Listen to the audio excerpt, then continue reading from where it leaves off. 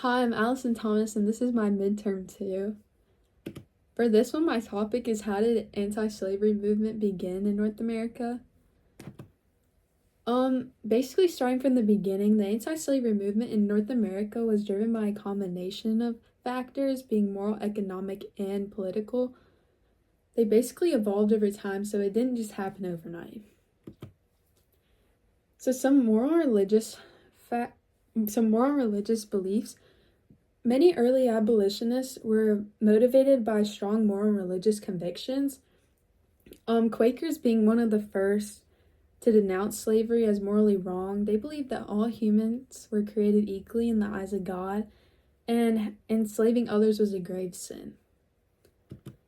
The Enlightenment helped go against slavery because it brought new ideas to human rights and individual freedoms. Thinkers like John Locke argued that all individuals had natural rights to life, liberty, and property, and these ideas began to influence public opinion and provided philosophical foundations for abolitionist movements.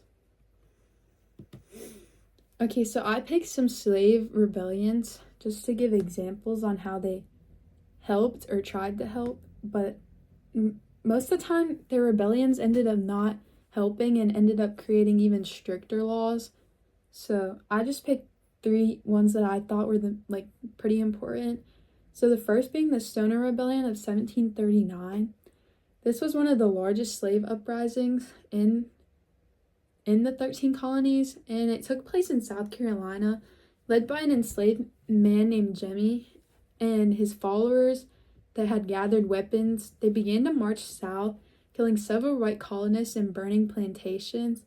And this rebellion was eventually suppressed, but it actually led to stricter slave codes, so it didn't really help their cause.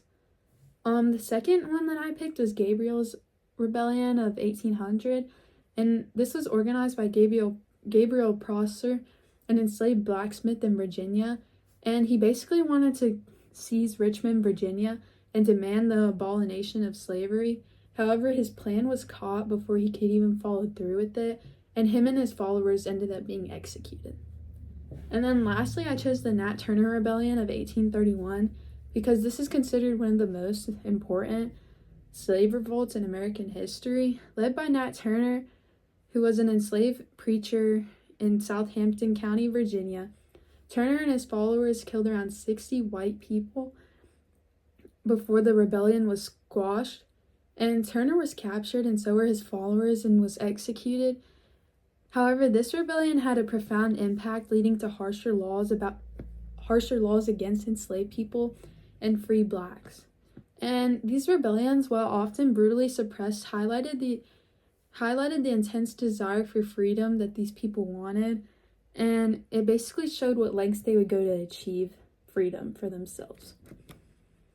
So the abolitionist activism helped a lot because both black and white abolitionists were instrumental in promoting anti-slavery sentiments. Figures like Frederick Douglass, Harriet Tubman, and William Lloyd Garrison used speech, writings, and direct action to raise awareness to build support for the abolition of slavery. Political actions. Over time, political actions and legislative measures also contributed to the movement. The passage of laws like the Northwest Ordinance of 1787, which prohibited slavery in new territories, and the eventual Emancipation Proclamation during the Civil War were significant milestones to abolish slavery. Overall, these factors, among others, combined to create a powerful movement that ultimately led to the abolition of slavery in North America. And slavery was abolished in the United States with the adoption of the 13th Amendment to the Constitution. The 13th Amendment was passed by Congress on January 31st, 1865. However, it was not ratified by the states until December 6th, 1865. And this amendment officially ended the institution of slavery in the United States. The end.